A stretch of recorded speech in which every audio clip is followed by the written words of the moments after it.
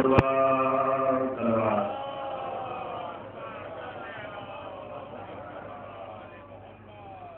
نے اس سے پہلے بھی واقع پڑھنے کی گزارش کی تھی اور پھر میں کہہ رہا ہوں کہ جو لوگ فاصلہ بنا کر بیٹھے ہیں اگر اہل بیت علیہ السلام کے ذکر کی انہیں معرفت حاصل ہوگی تو وہ بہت آگے بڑھیں گے.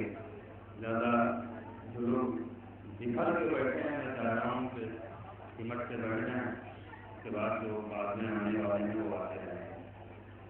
پھر بلندر سلوات پڑھنا محمد علیہ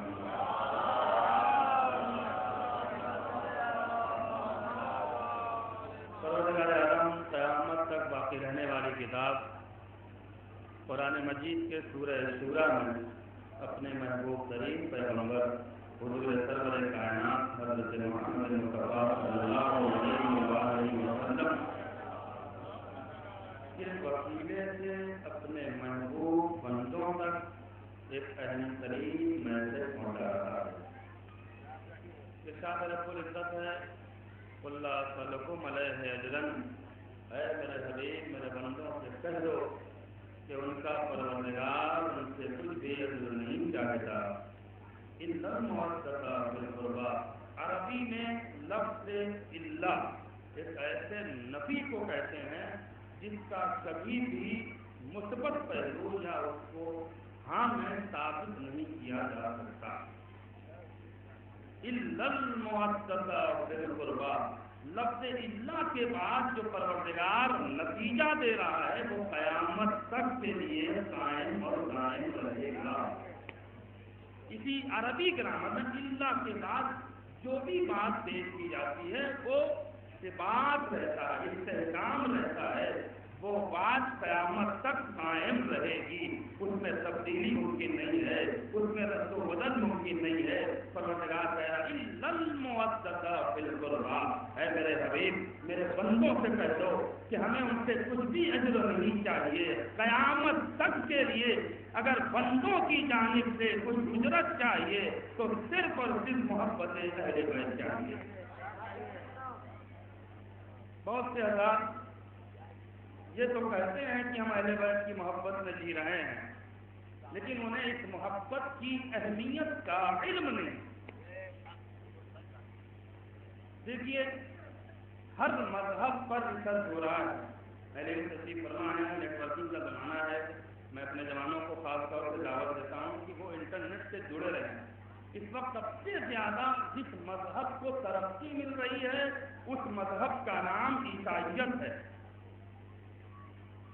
عیسائیت ہے. کیوں؟ اس لیے کہ عیسائیت پر کام ہو رہا ہے. آپ جائیں نیٹ ویب سائٹ پر دیکھیں، ہر سال کم سے کم 1,00,000 لوگ عیسائی ہو رہے ہیں. وجہ کیا ہے کبھی آپ نے معلوم کیا؟ جبکہ دنیا جانتی ہے کہ پوری کائنات میں اگر کوئی سچا مذہب ہے تو مذہب اہل بیت ہے.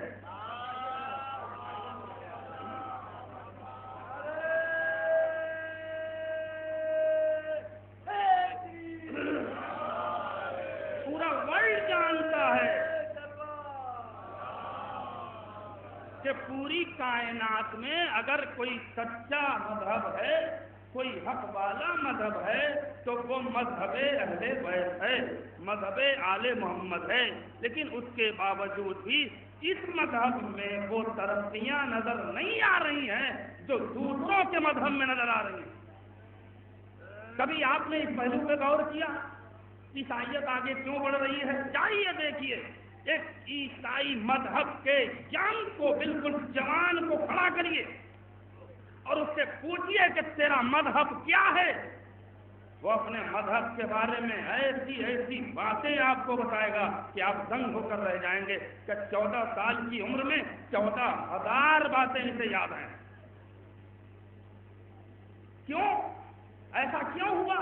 پہلے انہوں نے اپنے مذہب پر اپنا کنٹرول حاصل کیا، اور جب اپنا کنٹرول حاصل ہوا تو کنوے کرنے میں انہیں کوئی پرابلم نہیں ہوئی. سب سے بڑا مسئلہ کنوینسنگ کا ہوتا ہے. ہم دوسروں کو اپنے مذہب سے لائیں تو کیسے لائیں جب آپ خود ہی اپنے مذہب کے بارے میں نہیں جانتے؟ تو دوسروں کو کیا بتائیں گے کہ اہل بیت کی سیرت کیا ہے، اہل بیت کا کردار کیا ہے، ان کا معیار کیا ہے؟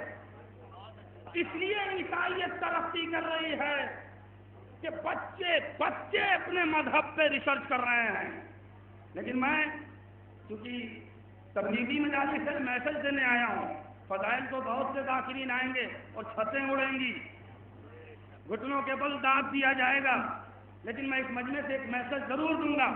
جو بھی وقت آپ ذکر اہل بیت کے لیے رکھیں تو یہ سوچ کے رکھیں کہ ہمیں یہاں سے کچھ لے کے جانا ہے.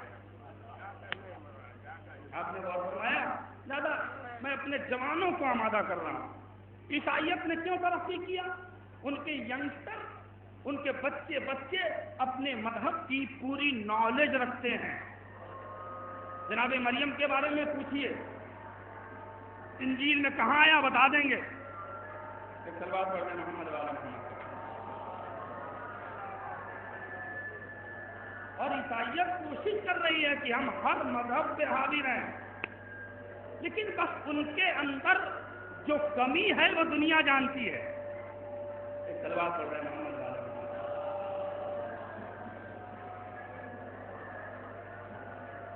ایک اور سلوات پڑھ رہے ہیں.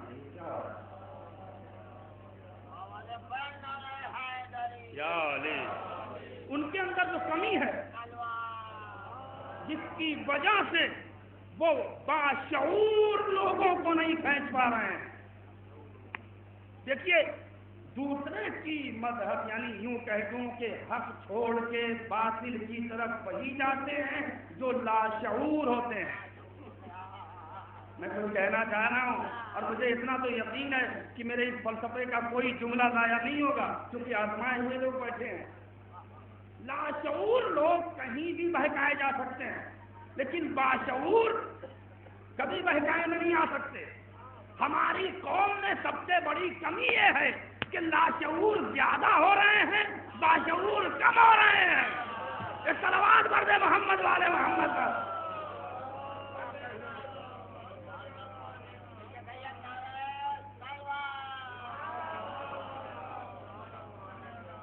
آپ اسی پروگرام میں دیکھ لیجئے، ممبر پہ بیٹھا ہوں، پورا ہندوستان دورہ کرتا رہتا ہوں اور بڑی بڑی مرکزی مجلسوں میں جاتا ہوں، دیکھتا ہوں، چاہے آگرہ ہو، چاہے بگرا ہو، چاہے جوگی پورا ہو، یہیں پر اپنے مذہب کے لاشعور لوگ دکھ جائیں گے جو پکنک منانے کے لیے آگرہ اور جوگی پورا جاتے ہیں. مقصد کیا ہے؟ ذکر اہل بیت. پوسٹر میں کیا نکلتا ہے؟ تذکرہ معصومین، مجالس سید الشہداء، شہید خالد کے اصالِ ثواب کی مجلسیں. یہی تو آپ کو اطلاع دی جاتی ہے. آتے ہیں لوگ ماشاءاللہ سے اتنا مجمع تو آ چکا ہے کہ یہ فرش خالی نہیں رہتا، لیکن جو باشعور ہیں وہ آ کے بیٹھ گئے، جو لاشعور ہیں وہ پکنک سمجھ کے باہر گھوم رہے ہیں. ایک صلوات پڑھ دیں محمد والے محمد پر.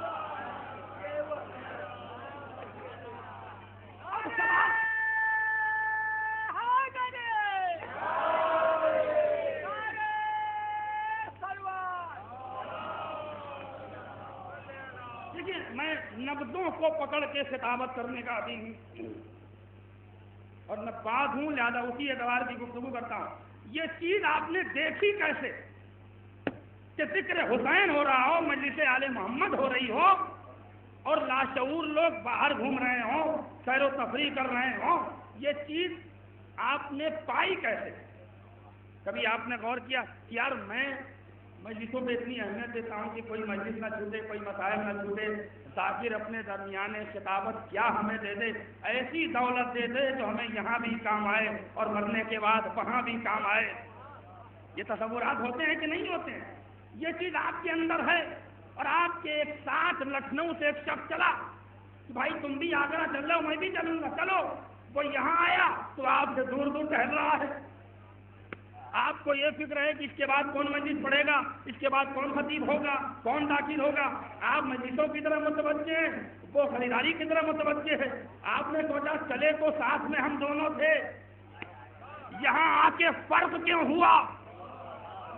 میرے دوستو بات تلخ ہے لیکن جو آج کی ضرورت ہے وہ انتظام حیدر پورے ہندوستان میں پڑ رہا ہے. یہ فاصلہ کیوں ہو گیا؟ منزل ایک، مقصد ایک، سفر ایک، ارادہ ایک، نیت ایک، ایمان ایک، عقیدہ ایک، لیکن جب منزل پہ آیا تو فاصلہ نظر آیا۔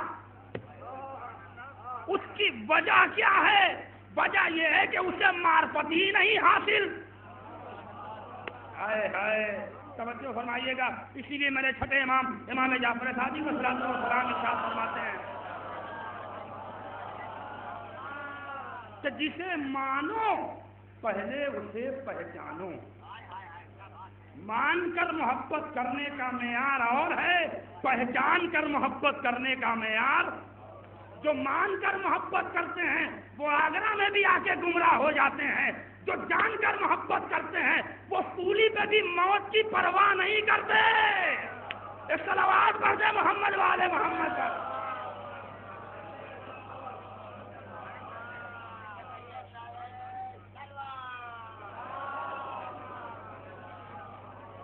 ہمارے سماج میں، ہماری قوم میں، ہماری ملت میں، ہمارے جوانوں میں، ہمارے بزرگوں میں، ہماری عورتوں میں جو سب سے پہلے ذمہ داری ہے وہ ذمہ داری معرفت کی ہے کہ جسے مانو اسے پہچانو۔ اتنے لوگ چلتے ہیں، بھیڑ کی بھیڑ مجلسوں میں نظر آتی ہے، فضائل میں چھتیں اڑتی ہیں، لیکن معرفت حاصل کرو۔ عیسائیت اس لیے فروغ پا رہی ہے کہ بچے بچے معرفت سے لبریز ہیں، اور ہم لوگ اس لیے پیچھے ہٹ رہے ہیں کہ ہم نے فقط جانا ہے کہ مولا علی کعبے میں پیدا ہوئے، لیکن انہیں پہچانا نہیں ہے۔ اس لیے کہ اگر معرفت حاصل ہو جاتی تو ہمارا کردار اچھا ہو جاتا، ہماری سیرت اچھی ہو جاتی، ہمارا معاشرہ اچھا ہو جاتا، ہمارا کلچر اچھا ہو جاتا، ہماری سوسائٹی اچھی ہو جاتی، ہمارے نشست و برخاست اچھے ہو جاتے، ہمارا ماحول اچھا ہو جاتا، ہمارے بچے اطاعت گزار ہو جاتے۔ لیکن کعبہ تو نگاہوں میں ہے، مولود کعبہ تو نگاہوں میں ہے، سیرت نگاہوں سے دور، دل سے دور، ذہن سے دور، ایمان سے دور۔ لہذا ہمارے ائمہ نے معرفت پر زور دیا۔ اس پورے مجمع کی ذمہ داری ہے کہ آج کے بعد اس فرش مجلس سے یہ نیت کر کے اٹھیں کہ ہمیں فقط اہل بیت کو جاننا نہیں ہے بلکہ پہچاننا بھی ہے۔ کم سے کم ایک مولا علی پہ جو قوم اپنے کو سربلند کر رہی ہے اس کے بارے میں آپ کو معلومات ہونی چاہیے۔ میں تو کلیہ بات نہیں کرتا، لیکن اتنی معرفت ہو کہ غیروں میں آپ کو شرمندگی کا سامنا نہ کرنا پڑے۔ لہذا آپ غور فرمائیں، جاننے کے لیے نہیں کہ مجلس ہو رہی ہے، جاننے معرفت کی شرط ہے۔ آپ جتنی بھی حدیثیں اٹھا کے دیکھیں علیہ تشریف فرما، کہیں پر بھی کوئی حدیث جاننے کے لیے نہیں آئی ہے۔ امام فرماتے ہیں، حضور سرور کائنات کی بھی حدیث ہے، من ماتا ولم یعرف امام زمانہ ماتا کافرا۔ جو مر گیا اور اس نے اپنے امام وقت کی معرفت حاصل نہیں کی۔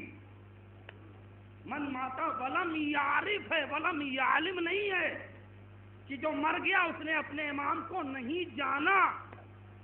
ارے توجہ فرمائیے گا، جاننے کی بات نہیں ہے، پہچاننے کی بات ہے۔ پہچاننا اور ہے، جاننا اور ہے۔ پھر مولا متقیان علی ابن ابی طالب علیہ السلام فرماتے ہیں من عرف نفسہ فقد عرف ربہ، جس نے اپنے نفس کی معرفت حاصل کی۔ یہ نہیں کہا کہ من علم نفسہ،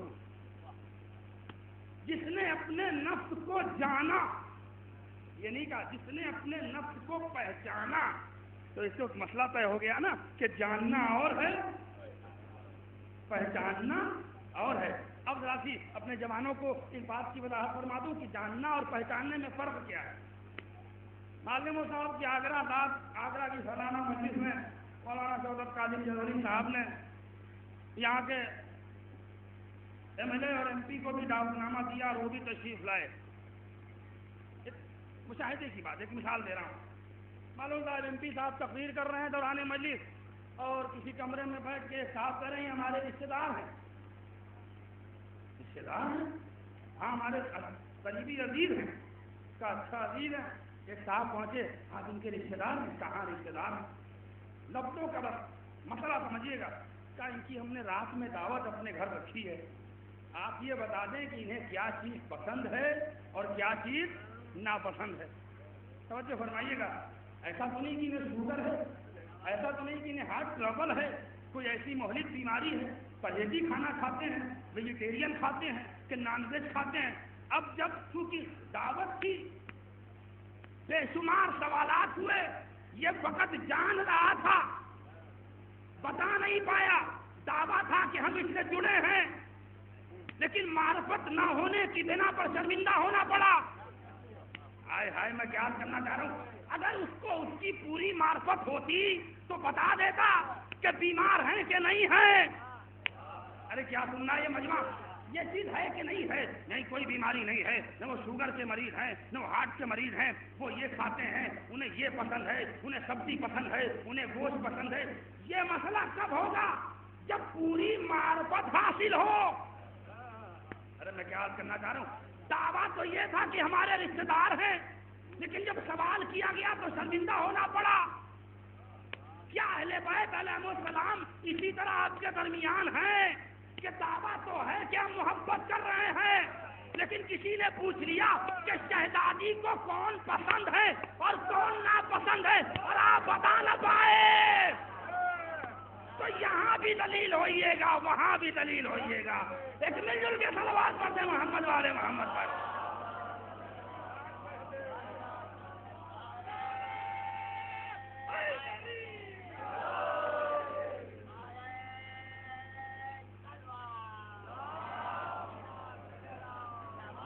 لہذا معرفت حاصل کریے، جس سے محبت کریے اس کو پہچانیے، ٹائم دیجیے اس کے لیے کہ ہمیں اس کے بارے میں انفارمیشن حاصل کرنا ہے، مولا علی کے بارے میں، شہادہ معصومین کے بارے میں کچھ تو آپ کو معرفت ہو۔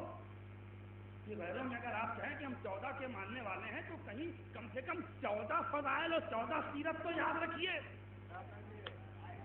یہی 14 آپ کی سیرت اگر آپ اپنے وجود میں ڈھال لیں گے تو یہاں بھی کامیاب رہیں گے، وہاں بھی کامیاب رہیں گے۔ لہذا ان مجالس کو بے مقصد نہ سمجھیے گا بلکہ با مقصد سمجھیے گا۔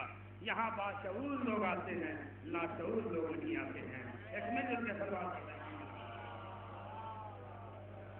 اب سوال، اب آیت کے دل میں بس 2 باتیں، زیادہ وقت نہیں لوں گا، اس کے بعد میں دل کو تمام کر دوں گا، لیکن اہم ترین باتیں آپ لوگ آمادہ ہو گئے۔ پروردگار اہل بیت کی محبت مانگ رہا ہے، بس آیتوں پر تبصرہ ہو رہا ہے، اہل علم کا مجمع ہے، غور فرمائیے گا۔ قرآن مجید سے پروردگار نے کچھ نہیں مانگا۔ مسلمان کہتا ہے کہ نماز مانگی ہے، مسلمان کہتا ہے کہ روزہ مانگا ہے، مسلمان کہتا ہے کہ اللہ نے حج مانگا ہے۔ میں ان قرآن پڑھنے والوں کو اپنے سامنے بیٹھالتا ہوں اور بڑی ہماری ان سے مباحثہ ہوئی، بڑی بحثیں ہوئی ہیں۔ ان علماء اہل سنت سے انتظام حیدر نے کئی مارکے جیتے ہیں۔ میں نے کہا دکھاؤ پورے قرآن میں اگر اللہ نمازیں تم سے مانگتا اور تم نماز نہیں پڑھتے تو اس کی وحدانیت پر خطرہ آتا۔ دیکھیے میں کیا فلسفہ پیش کرنا چاہ رہا ہوں، کیونکہ جب وہ نماز آپ سے مانگتا اور آپ نماز نہیں بھیجتے تو اس کی وحدانیت، اس کی توحید پر خطرہ آتا کہ نہیں؟ کیا یہ لوگ مان ہی نہیں رہے میں رہوں کہ نہ رہوں؟ کیا سننا ہے مجمع، تھوڑی سی توجہ کا طالب ہوں، اگر یہ فلسفہ سمجھ میں آ گیا تو آگے کی گفتگو بہت آسان ہوتی چلی جائے گی۔ لہٰذا اس نے مانگا نہیں، پیدا کر کے غرض خلقت بتایا کہ تم بیکار پیدا نہیں ہوئے، وما خلقت الجن والانس الا لیعبدون، ہم نے تمام جنات اور انسان کو اس لیے پیدا کیا تاکہ وہ تمہاری اللہ کی عبادت کریں۔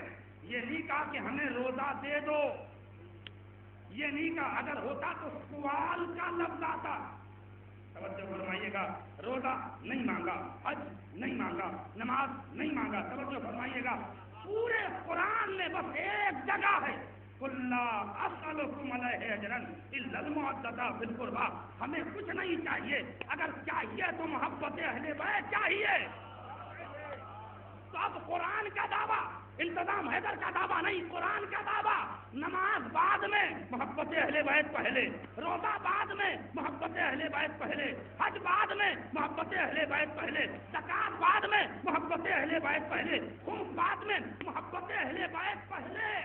ارے اگر اس محبت کے بغیر سجدہ ادا ہو تو وہ شیطان کا عہدہ پاتا ہے، اور اس محبت کے بعد جو سجدہ کرتا ہے وہ شہید کا درجہ پاتا ہے۔ یہ صلوات پڑھ دیں محمد والے محمد پر۔ اس لیے کہ مانگ رہا ہے، نماز محبت کے ساتھ ہوگی قبول ہے، روزہ محبت کے ساتھ ہوگا قبول ہے۔ اب سوال یہ ہوتا ہے، اے میرے پروردگار، آدم کو تو ہی نبی بنا کر بھیج رہا ہے، معصوم بنا کر بھیج رہا ہے، 1,23,999 انبیاء تیرے بنائے ہوئے معصوم، تیرے بنائے ہوئے رہبر، تیرے بنائے ہوئے نبی، تیرے بنائے ہوئے پیغمبر، کیا تم نے ان کی محبت کو اس لائق نہیں سمجھا کہ قرآن میں کہہ دیتا کہ ہمیں نبیوں کی محبت چاہیے؟ محبت مانگی تو 14 کی۔ دیکھو اسی محبت پر یہ شیعت ٹھہری ہوئی ہے، شیعت کی پہچان اسی 14 کی محبت سے ہے۔ اگر یہ محبت درمیان سے نکل جائے تو ہم کہاں پھینکے جائیں، ہمیں اس کا تصور بھی نہیں، ہم سوچ بھی نہیں سکتے ہیں۔ ہماری عزت، ہمارا وقار، ہمارا مرتبہ، ہمارا کمال اگر آج کی دنیا میں قائم ہے تو انہی 14 کے صدقے میں، انہی 12 اور 5 کے صدقے میں۔ تو اے میرے پروردگار، تو نے کسی کی محبت کو واجب قرار نہیں دیا، 14 کی محبت کو واجب قرار دیا۔ توجہ فرمائیے گا، میں تفصیل میں نہیں جانا چاہتا، میں تو وہ بات پہنچانا چاہ رہا ہوں کہ راز کیا ہے۔ آدم کی محبت واجب نہیں، نوح کی محبت واجب نہیں، عیسیٰ کی محبت واجب نہیں، موسیٰ کی محبت واجب نہیں۔ پروردگار جان رہا تھا ایک طبقہ ایسا ہوگا جو سنت پر زیادہ مرے گا۔ دیکھیے یہ بڑے لطیف اشارے ہیں اور آپ اسے ضائع کر رہے ہیں، تو میں نہیں سمجھتا ہوں کہ میرے بیان کرنے میں اللہ سمجھ رہا تھا کہ ایک قوم ایسی ہوگی جو سنت پر زیادہ زور دے گی۔ کہ دیکھو ان کی محبت کو قرار دو سنت، 14 کی محبت کو قرار دو واجب۔ اگر کوئی واجب چھوڑ کے سنت ادا کرے، ہائے ہائے، تو کیا اس کی عبادت قبول ہوگی؟ اللہ نے کہا یہ 14 محبتیں واجب ہیں، بقیہ محبتیں سنت ہیں۔ جب تک یہ واجب ادا نہیں ہوگا ہم تمہاری سنت کو قبول نہیں کریں گے۔ اے میرے پروردگار ذرا راز بتا دے، یہ سنت کی محبت کو واجب کیوں نہیں قرار دیا، یہ 14 کی محبت کو واجب قرار دیا؟ آواز کی قسم کھا رہا ہوں، شیخ علامہ مرتضیٰ مطہری نے جو جملہ لکھا وہ آپ کی نظر کر رہا ہوں، کہ اس کا راز یہی ہے کہ اللہ نے چونکہ سارے نبیوں کو مٹی سے بنایا۔ ارے کیا سننا ہے یہ مجمع؟ اور اگر ان کی محبت کو واجب قرار دیتا تو مٹی کے بشر یہ کہتے کہ یہ تو ہمارے برابر ہیں۔ ارے کیا سننا ہے یہ مجمع؟ مٹی کے بشر یہ کہتے کہ یہ تو ہمارے برابر ہیں۔ لگا اے میرے پروردگار، مانا کہ یہ معصوم ہیں، مانا کہ یہ رہبر ہیں، مانا کہ یہ پیغمبر ہیں، مانا کہ یہ عادی ہیں، مانا کہ یہ صاحب کتاب ہیں، لیکن خلقت کے اعتبار سے تو برابر ہیں۔ پھر ان کی محبت واجب کیوں؟ قدرت نے کہا محبت اس کی واجب ہوگی جنہیں نور سے پیدا کیا گیا۔ صلوات پڑھ دیں محمد والے محمد پر۔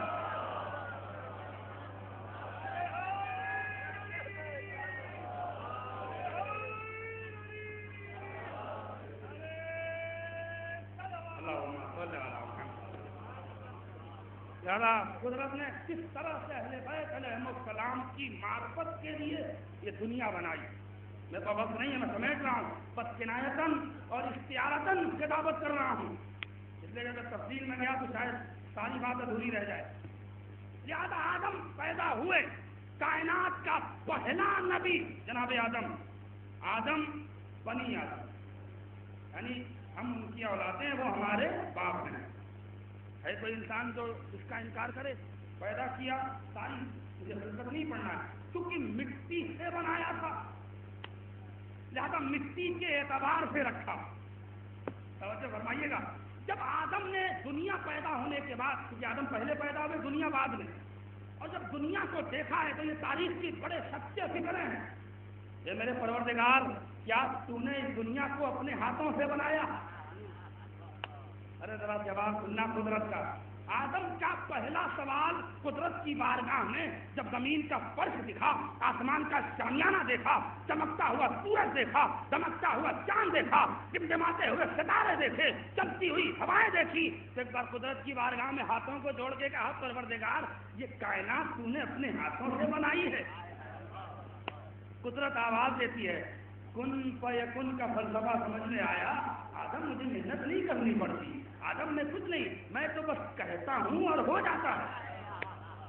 لیکن آدم کا سوال یہیں پر ختم نہیں ہوا. قدرت کے جواب سے آدم مطمئن نہیں. توجہ فرمائیے گا، توجہ فرمائیے گا. قدرت کے جواب سے آدم مطمئن نہیں کہ نہیں پروردگار، اسے ایسے لگتا ہے کہ کسی صناع نے، کسی فنکار نے اپنے ہاتھوں سے تراش تراش کے دنیا کو اتنی خوبصورت بنائی. اے میرے پروردگار وہ ہاتھ کس کا ہے؟ ارے کیا سننا ہے؟ کہ آدم بہت انتظار کرنا پڑے گا. اسی لیے کسی چھوٹے موٹے نبی سے اس کی شہادت نہیں دلوائی. آدم تم نہیں گواہی دو گے، نوح تمہارے لیے گواہی نہیں، عیسیٰ تمہاری گواہی نہیں. یہ جھٹلا دے گی کون؟ یہ کمتر اسلام کے ماننے والے جھٹلا دیں گے. عیسیٰ تم نہیں، شیخ الانبیاء جناب ابراہیم تم نہیں، اس بات کی گواہی نہیں دو گے. گواہی کے لیے چنا کس ہے؟ جو فخر انبیاء ہے، آخری رسول، جو ہر نبیوں سے بڑا. کہو آدم کا جواب لیتے جاؤ. معراج پر بلایا نبی کو اور ایک ہاتھ ہٹا کے بتایا کہ اب آدم سمجھ گئے ہوں گے کہ یہ علی کا ہاتھ ہے جس سے کائنات بنائی گئی ہے. ایک صلوات پڑھنے محمد والے محمد پر.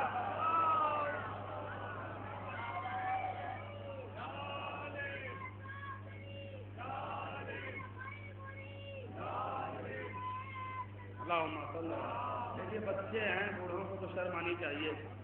مولا کو پکار رہا ہے آواز.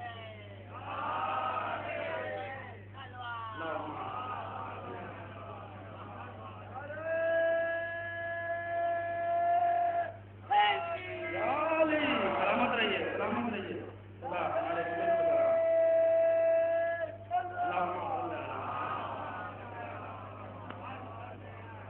معرفت پر پوری مجلس.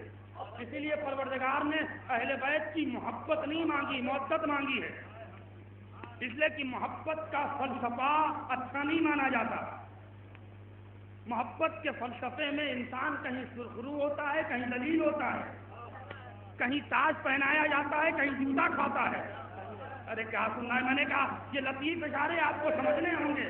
لہٰذا اللہ نے کہا کہ ہم محبت نہیں کروائیں گے، اس لیے کہ محبت میں معرفت کی شرط نہیں. ایک امریکہ سے آدمی اسی آگرہ شہر میں آیا جس نے کبھی تاج محل نہیں دیکھا، اور دیکھتے ہی وہ اس کا چاہنے والا ہو گیا، اس پر فریفتہ ہوا، اس کی محبت اس کے دل میں آئی. اسے یہ نہیں پتا کہ تاج محل کس نے بنوایا، کس کے لیے بنوایا، کب بنا، کیوں بنا، اس کی خصوصیات کیا ہیں. نہیں، دیکھا اور محبت ہو گئی. یہ محبت کا فلسفہ کہ جہاں معرفت کی شرط نہیں ہے. ایک خوبصورت سا سایہ گزر رہا ہے، آپ نے دیکھا اور آپ اس پر فریفتہ ہوئے. یہ نہیں پتا کہ کہاں کا ہے، کس شہر کا ہے، کہاں سے آیا. کیوں؟ اس لیے کہ محبت ہو گئی. یہ آپ کی فطری مجبوری ہے. اللہ نے انسان کو اہل بیت کے لیے مجبور نہیں کیا. ارے کیا سننا ہے یہ مجمع؟ میں کیا کہنا چاہ رہا ہوں؟ مجبور نہیں کیا کہ کل کو کسی ظالم کے سامنے یہ انسان کہہ سکے کیا کروں، میں تو فطرتاً مجبور تھا. ارے کیا سننا ہے یہ مجمع؟ کہ میں ان سے محبت کروں. کیوں؟ اس لیے کہ یوسف کا واقعہ پروردگار کے ذہن میں تھا. ارے کیا سننا ہے یہ مجمع؟ کہ یہاں معرفت کی شرط نہیں، لہٰذا اللہ نے کہا محبت نہیں چاہیے، محبت چاہیے. اور محبت میں معرفت کی شک نہیں ہوتی ہے، محبت اسی وقت پیدا ہوتی ہے جب معرفت انسان کے دل میں پیدا ہو جاتی ہے۔ ایک صلوات پڑھ محمد والے محمد پر۔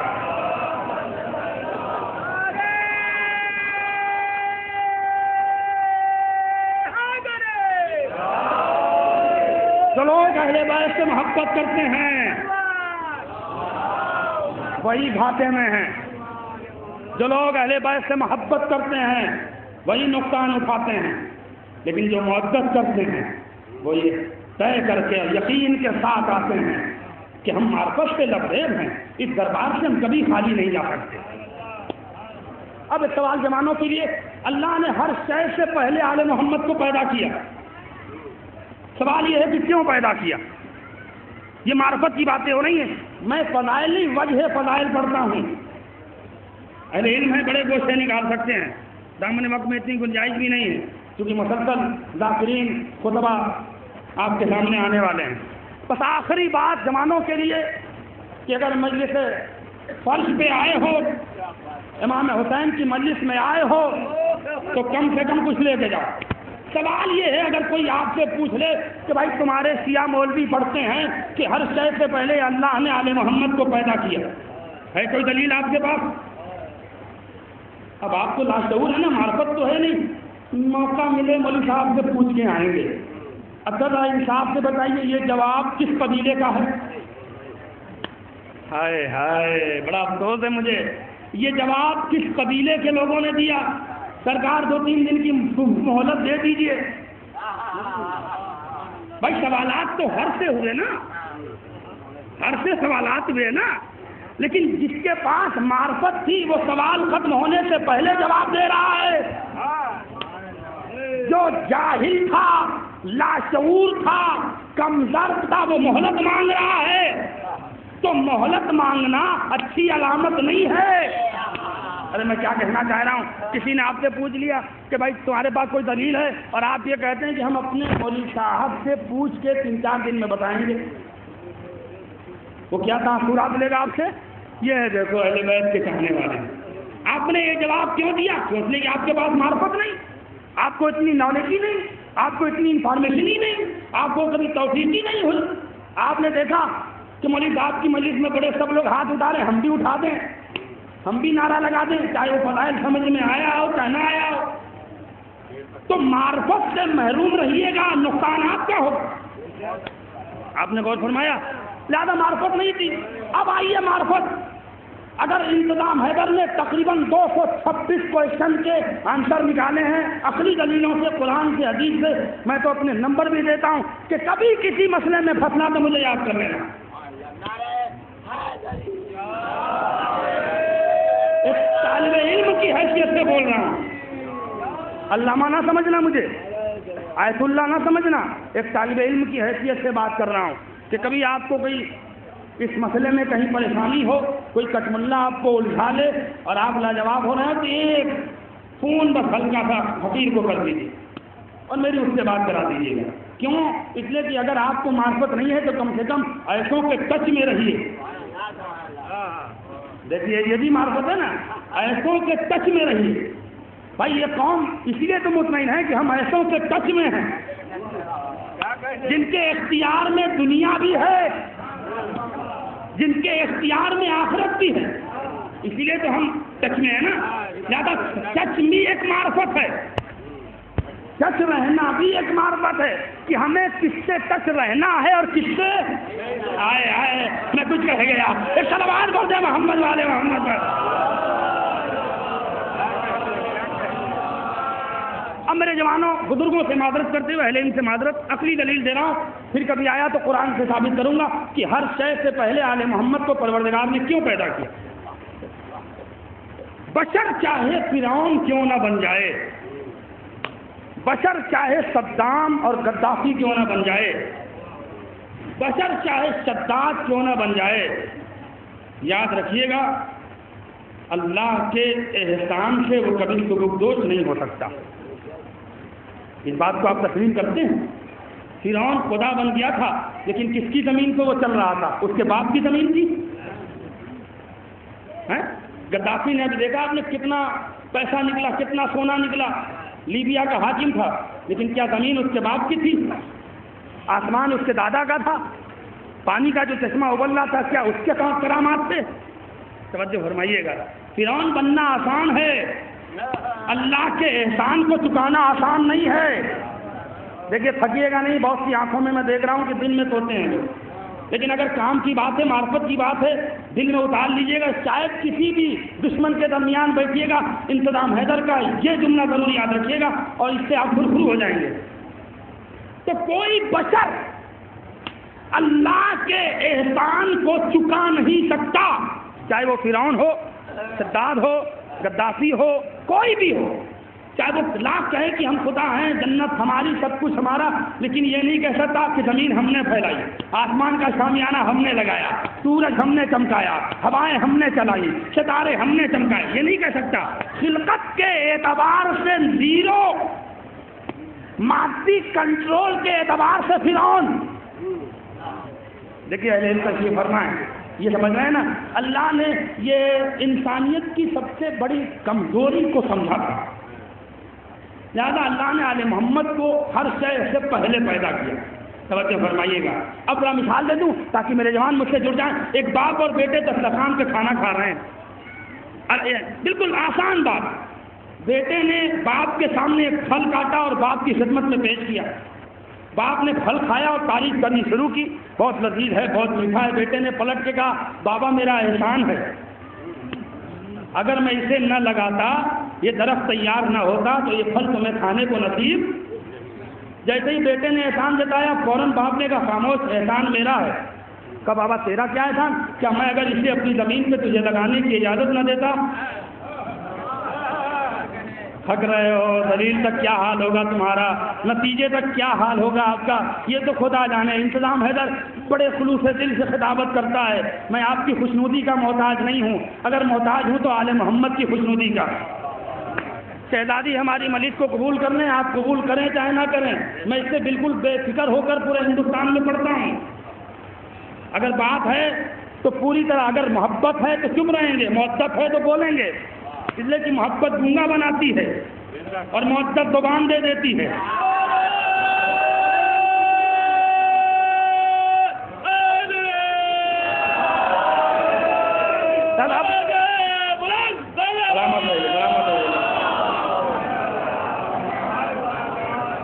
انتظام حیدر رزلٹ دے رہا ہے، پوری مجلس کا رزلٹ۔ اب ہم خود آزمائیں گے کہ یہ مجمع محبت کرنے والے بیٹھا ہے کہ محبت کرنے والا بیٹھا ہے۔ فوراً باپ نے کہا، احسان میرا، اگر ہم اسے تجھے اپنی زمین پہ لگانے کی اجازت نہ دیتے تو یہ پھل نہ تجھے کھانے کو ملتا نہ مجھے کھانے کو ملتا۔ جیسے ہی باپ نے احسان جتایا، زمین نے کہا، خاموش، احسان میرا ہے، اگر ہم اسے اپنی آغوش میں پال پال کے پروان نہ چڑھائے ہوتے۔ تھک رہے ہو، یہ رمق پیدا ہو رہی ہے اور یہ جو محبت اور یہ فضیلت کی کرن میری زبان سے نکل رہی ہے، یہ یقیناً باشعور کے دلوں تک پہنچے گی، اور وہ فضیلت میں شامل ہوں گے، چاہے زبان سے شامل ہوں، چاہے آنکھوں سے شامل ہوں، چاہے ہاتھ سے شامل ہوں، چاہے دل سے شامل ہوں۔ جیسے ہی زمین نے احسان جتایا، آسمان نے بڑھ کے کہا، احسان میرا ہے، اگر ہم اس پر سایہ فگن نہ رہے ہوتے تو یہ درخت کب کا خدا کی نظر ہو چکا ہوتا۔ جیسے ہی آسمان نے احسان جتایا، سورج نے بڑھ کے کہا، احسان میرا ہے، اگر ہم اسے تپش نہ عطا کرتے تو اس میں ذائقہ نہ پیدا ہوتا۔ جیسے ہی سورج نے احسان جتایا، چاند نے بڑھ کے کہا، بھائی احسان ہمارا ہے، اگر ہم اسے چاندنی نہ عطا کرتے تو اس میں شیرینی پیدا نہ ہوتی۔ جیسے ہی چاند نے احسان جتایا، ہواؤں نے بڑھ کے کہا، احسان ہمارا ہے، اگر ہم اسے گہوارے میں جھلا جھلا کے پروان نہ چڑھائے ہوتے تو یہ پھل تمہیں کھانے کو نصیب نہ ہوتے۔ پانی نے بڑھ کے کہا، آل محمد کی قسم ہے تمہیں، اگر فضیلت تم تک پہنچ رہی ہے تو معذرت کا ثبوت دے دینا۔ پانی نے بڑھ کے کہا، احسان ہمارا ہے، اگر ہم اس کی رگوں میں خون بن کے نہ دوڑے ہوتے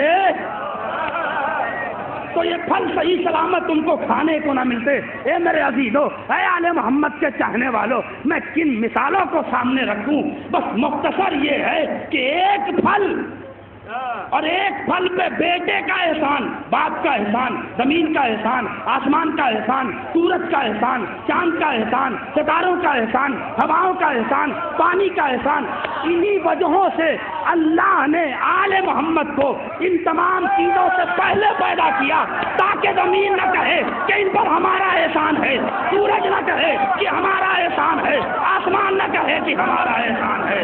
ایک صلوات پڑھ دیں محمد والے محمد پر۔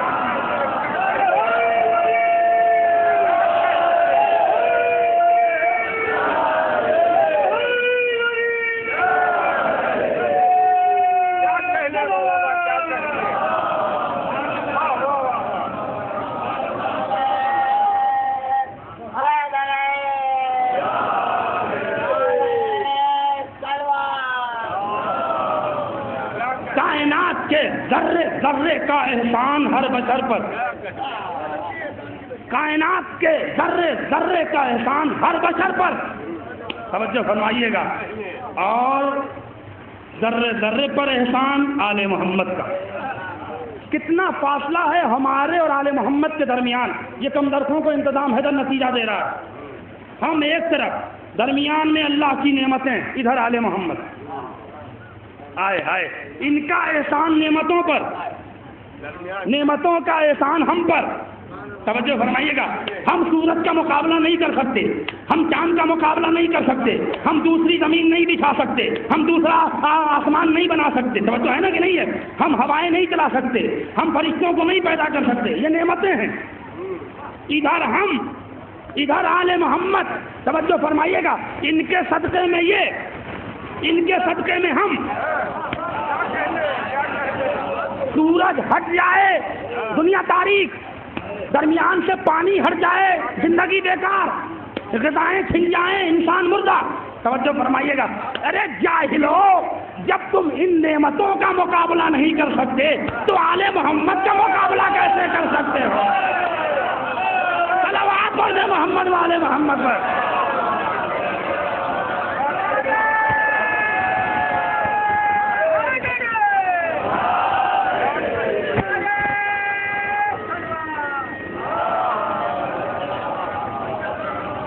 اللہ صلی علیہ وسلم الا المودۃ فی القربى۔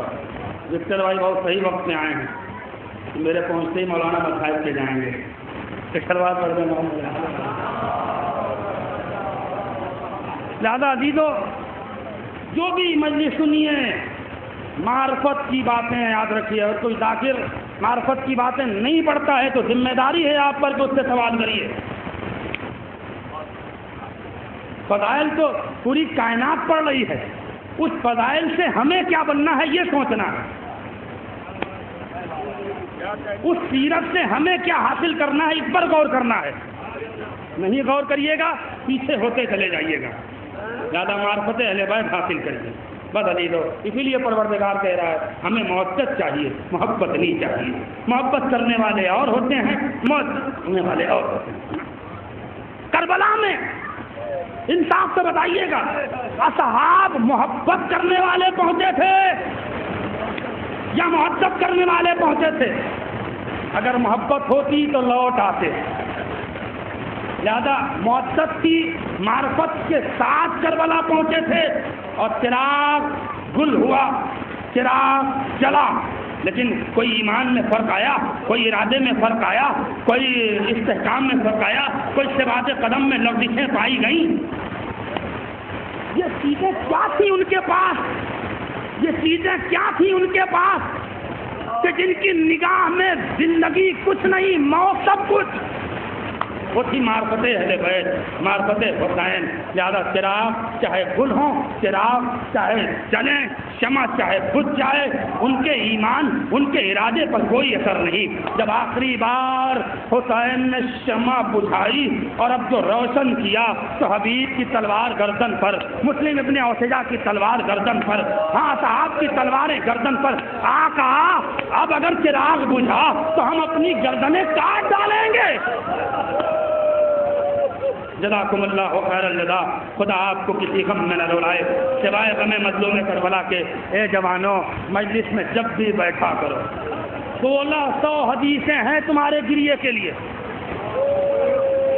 100 حدیثیں، بڑی چھوٹی چھوٹی حدیثوں کے ذریعے مصائب کی اس منزل تک پہنچنا چاہتا ہوں جو انتظام حیدر اتنی دور سے آپ کے درمیان لے کر آیا ہے۔ امام فرماتے ہیں کہ اگر تم فضائل میں خاموش رہے، تم نے زبان نہیں ہلائی، تم نے ہاتھ نہیں ہلایا، تو ایک رخ ہے کہ تمہیں شہزادی معاف کر دیں گی۔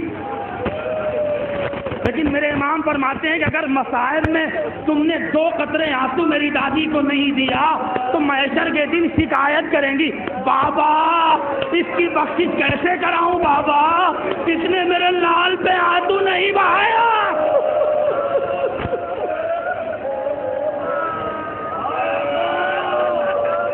اور باب ادا 5ویں امام کی ایک حدیث میری ماں اور بہنیں سنیں، کبھی گریے میں سرمایہ مت کرو کہ اگر بیٹا باپ ایک ساتھ بیٹھے ہیں تو بیٹا یہ سوچ کے نہیں روتا ہے کہ ابا نہ دیکھ لیں، باپ یہ سوچ کے نہیں روتا ہے کہ بیٹا پہلو نہیں۔ میرے امام فرماتے ہیں کہ جب بھی ہمارے کربلا کے مظالم سنا کرو تو ایسے رویا کرو جیسے میری دادی کربلا میں رو رہی تھی، واہ حسینہ۔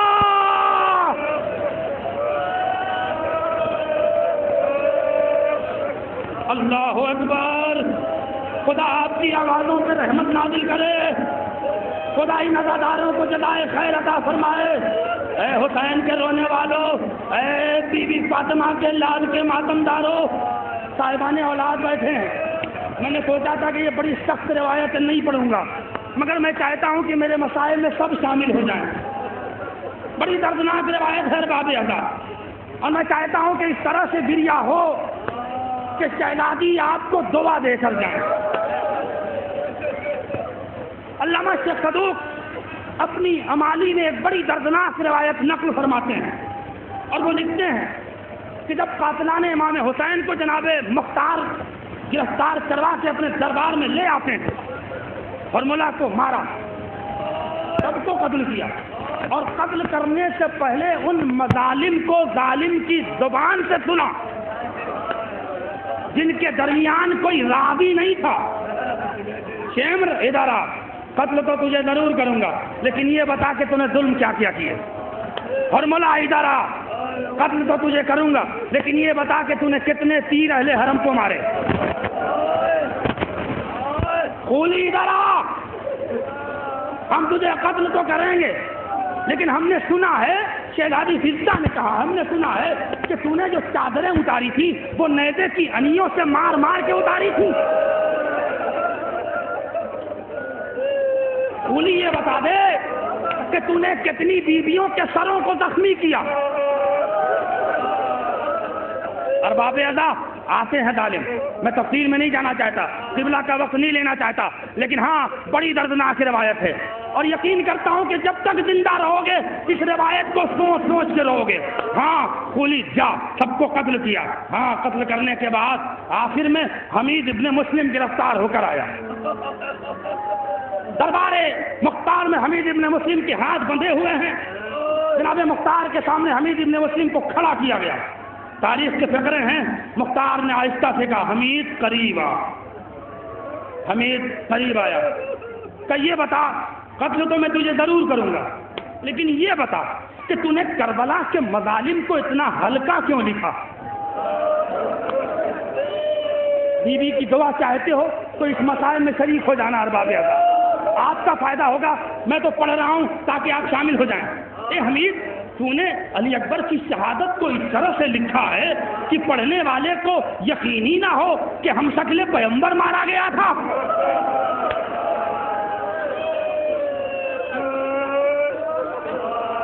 اے حمید ابن مسلم، تم نے میرے غازی عباس کی شہادت کو اس طرح سے لکھا ہے کہ جیسے دریا کے کنارے کوئی مارا ہی نہیں گیا۔ حمید ابن مسلم نے جواب دیا، اے مختار، اس کی 2 وجہیں تھیں، سنو گے ارباب ادا، تڑپ جاؤ گے۔ اے مختار، اس کی 2 وجہ تھی۔ پہلی وجہ تو یہ تھی کہ میری گردن پر شمر کی تلوار تھی، ابن زیاد کی تلوار تھی۔ مجھے حکم ملا تھا کہ جتنا مصائب کا کنڈم کر سکتا ہے، جتنے مظالم کو ہلکا کر سکتا ہے ہلکا کر، ورنہ ہم تیری گردن اڑا دیں گے۔ اور پھر جب ہم نے لکھ کر یزید کے دربار میں اس مظالم کو لکھ کے یزید کے دربار میں دیا ہے اور راویوں کے ذریعے وہ روایتیں لکھی جا رہی تھی، تو اے مختار مجھے 60,000 درہم کا انعام دیا گیا۔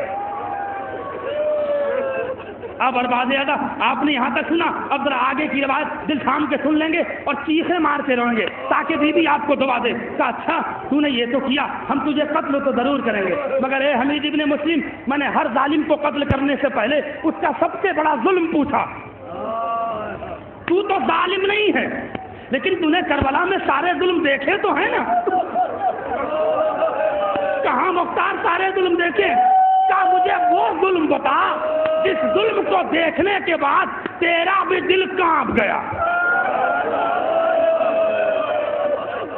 خدا کا واسطہ ہے نداداروں کو، اے میری ماں اور بہنیں سلامت رہنا، بڑی غضب کی روایت ہے، بس یہ سننا تھا۔ ایک بار حمید ابن مسلم کہتا مختار سن پاؤ گے؟ مختار سن پاؤ گے؟ کہاں میں سنوں گا، کہا دل پہ ہاتھ رکھو۔ مختار نے دل پہ ہاتھ رکھا۔ حمید ابن مسلم بتانا شروع کرتا ہے، اے مختار جب علی اکبر کو سینے پہ نیزے کی برسی لگی، اے مختار میں علی اکبر سے فقط 7 قدم دور کھڑا تھا، خون کا فوارہ فضا میں بلند ہو رہا تھا۔ اے مختار علی اکبر ایسے تڑپ رہے تھے جیسے کسی مچھلی کو پانی سے نکال دیا۔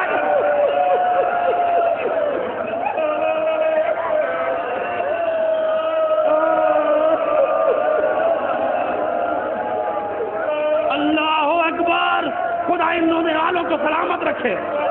اے مختار میں نے وہ منظر بھی دیکھا کہ جب حسین آستینوں کو چڑھائے ہوئے جوان کے سینے سے برچی کا پھل کھینچ رہے تھے اور میں علی اکبر کے سرانے کھڑا تھا، میں نے اپنی آنکھوں سے دیکھا کہ برچی کا پھل کھینچا، کلیجہ باہر آیا، زمین ہلی، حسین نے سر پٹکا لیکن میرا دل نہیں کانپا۔ صاحبان اولاد بیٹھے، خدا تمہاری بچیوں کو جناب سکینہ کے صدقے میں سلامت رکھے۔ اے ماں اور بہنوں ضرور گریا کرنا۔ اللہ اکبر۔ اے مختار میں نے اتنا بڑا ظلم دیکھا، میرا دل نہیں کانپا۔ اس کے بعد مختار میں نے قاسم کو شہید ہوتے دیکھا تھا۔ مختار سنو گے، قاسم زندہ تھا۔ اللہ اکبر۔ قاسم چیخ کے کہہ رہا تھا چچا مجھے بچا لو، لیکن اے مختار پیسر سعد نے جب کہا کہ اسے زندہ ہی پامال کر دو، مختار میں دوڑا ہوا پیسر سعد کے پاس گیا، میں نے ہاتھ جوڑ کے کہا ارے ایسا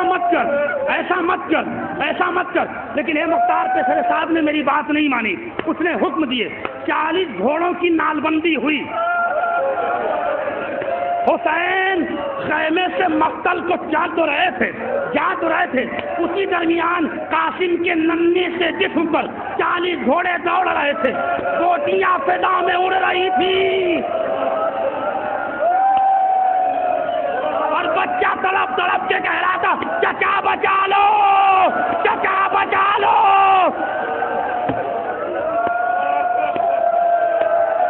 سلامت رہو نادارو، سلامت رہو۔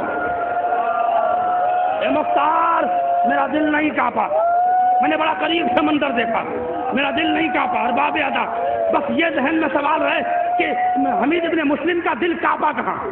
اے مختار اس کے بعد ہم نے اون محمد کو شہید ہوتے دیکھا، اون محمد کا لاشا اٹھا، حسین لے گئے، میرا دل نہیں کانپا۔ اے مختار اس کے بعد ہم نے عباس کو شہید ہوتے دیکھا، شانے کٹتے دیکھے، گر سر پہ لگتے دیکھا، عباس کو تڑپتے دیکھا، مگر میں دل نہیں کانپا۔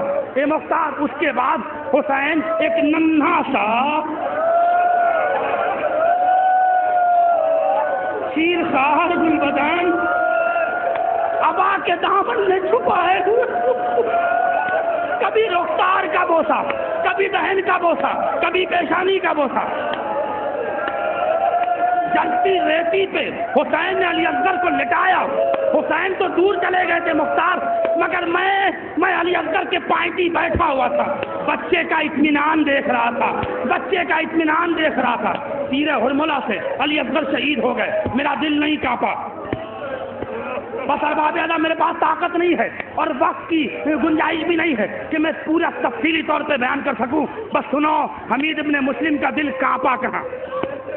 اے مختار حسین کے گلے پہ شمر کا خنجر چلا، مختار سنو گے، ایک بار میں آقا حسین کا گلا نہیں کٹا تھا، 7 بار کوشش کی گئی، پس گردن تھا۔ میں نے دیکھا کہ شمر حسین کی گردن پہ تلوار چلاتا تھا، پشت سے اترتا تھا اور صحرا میں طواف کرتا تھا۔ میں جب اس کے قریب گیا اور میں نے کہا شمر حسین کو ذبح کرنے میں تاخیر کیوں، اتنی دیر کیوں، یہ بار بار اترتا کیوں ہے؟ تو میرا اس نے کوئی جواب نہیں دیا، میرا ہاتھ پکڑا اور ایک کھجور کے قریب آیا، کھجور کے درخت کے قریب آیا اور اس نے کھجور کی کھال پر جو نیزے کو مارا، اس کی دھار کو منقطع کیا۔ میں نے کہا یہ کیا کر رہا ہے، یہ کیا کر رہا ہے؟ کہا اس کی دھار کو ختم کر رہا ہوں تاکہ حسین کا گلا آسانی سے نہ کٹے۔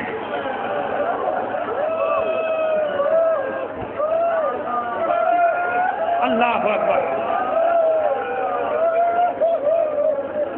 سائیکل تھا نا خنجر پہ، خنجر کو پتھروں سے مار مار کے اس نے اس کی دھار کو ختم کیا اور کند خنجر سے حسین کے گلے پہ خنجر چلایا۔ اے مختار، میں حسین کی آوازوں کو سن رہا تھا، میرا دل نہیں کانپا۔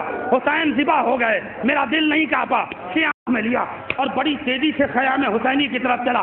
اے مختار، سنو کہ کتنے لوگ لوٹنے کے لیے گئے؟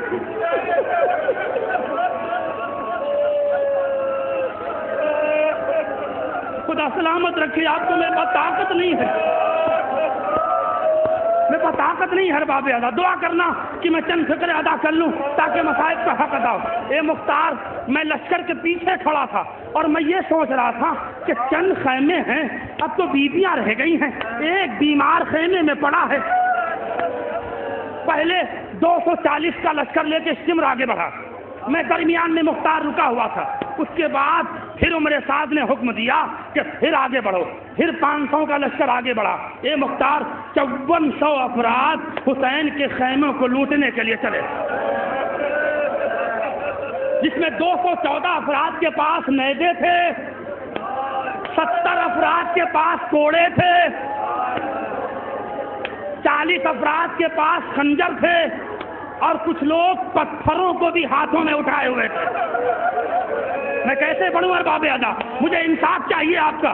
چلا، جب میں نے دیکھا کہ قافلہ بڑھ گیا، میں دوڑا دوڑا دوڑا دوڑا، ہاں لشکر کو چیرتا ہوا مختار شمر کے پہلو میں چلنے لگا۔ جیسے ہی شمر خیمے کے قریب پہنچتا ہے، اے مختار، ہاں سننا ارباب ادا، اس نے خیموں کی رسیاں کاٹی، تنابیں کاٹی، تنابیں کاٹتا جاتا تھا اور حکم دیتا تھا گھوڑے دوڑا دو۔ اے مختار، جتنی دیر گھوڑے دوڑتے تھے میں خیمے کے قریب کھڑا رہتا تھا۔ ننھے ننھے بچوں کی بلکنے کی آواز، پھسکنے کی آواز،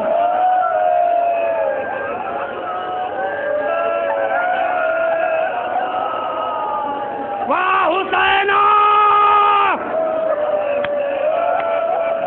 سلامت رہو عزادارو، سلامت رہو۔ مجلس تمام ہوئی، ایک خیمے کی رسیاں کاٹی، 40 گھوڑے دوڑ گئے۔ اے مختار، جب میں نے خیمے کا پردہ ہٹا کے دیکھا تو 14 بچے خیمہ ہو چکے تھے۔ اللہ اکبر۔ دوسرے خیموں کی رسیاں کاٹی، گھوڑے دوڑائے گئے۔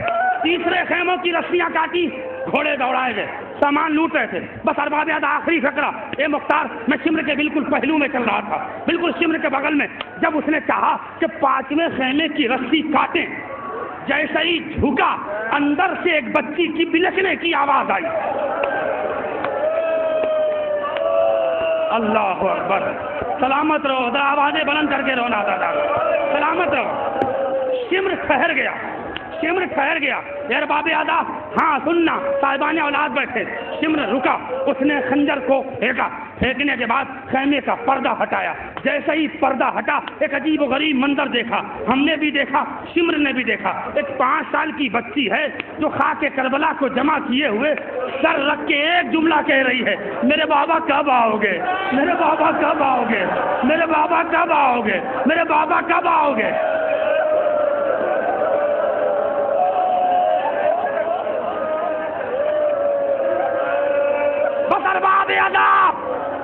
دعاؤں کا محتاج ہوں، مجلس تمام ہو رہی ہے۔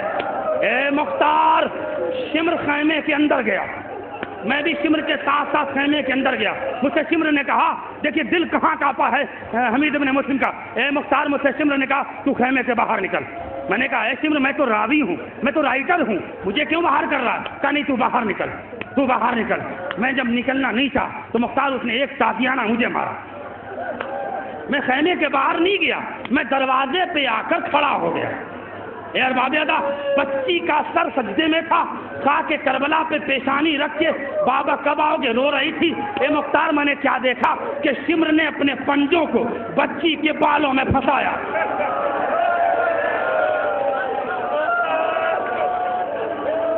آوازیں بلند کرو عزادارو، بی بی انتظار کر رہی ہیں۔ پنجے کو، اپنے پنجے کو سکینہ کے بالوں میں الٹھایا، اب جو فضا میں بلند کیا اور ایک تماچا ایسا مارا کہ بچی تڑپی، ادھر تماچا مارا، رخ کیا فرات کا، اے چچا سکینہ کو بچا لو۔ ارے میرا دل کانپ گیا، رخسار سے خون، کانوں سے خون، واہ حسینہ، میں زمین پہ گر کے بے ہوش ہوا۔ اے مختار، اب جو آنکھ کھلی تو خیموں سے دھوئیں اٹھ رہے تھے، بیویاں رسن بستہ، سکینہ کے کانوں سے خون، واہ حسینہ، واہ مظلومہ، واہ۔ گوہر کیسٹ سینٹر اب بزازے کے علاوہ درگاہ حضرت عباس گیٹ نمبر 2 کے سامنے دینی تقاریر کے سی ڈی اور کیسٹ کے ساتھ ساتھ علم، پٹکے، ذریعہ مبارک و دینی کتب کے ساتھ ساتھ آپ کی خدمت کے لیے حاضر ہے۔ جب بھی آپ کو سوز و سلام، مرثیے، نوحے، مجالس یا دینی کتب کی ضرورت ہو تو تشریف لائیں۔ گوہر کیسٹ سینٹر درگاہ حضرت عباس گیٹ نمبر 2 کے سامنے یا پھر نزدیک امام باڑہ ناظم صاحب، وکٹوریہ اسٹریٹ، لکھنؤ۔ ہمارا موبائل نمبر ہے 9335223290۔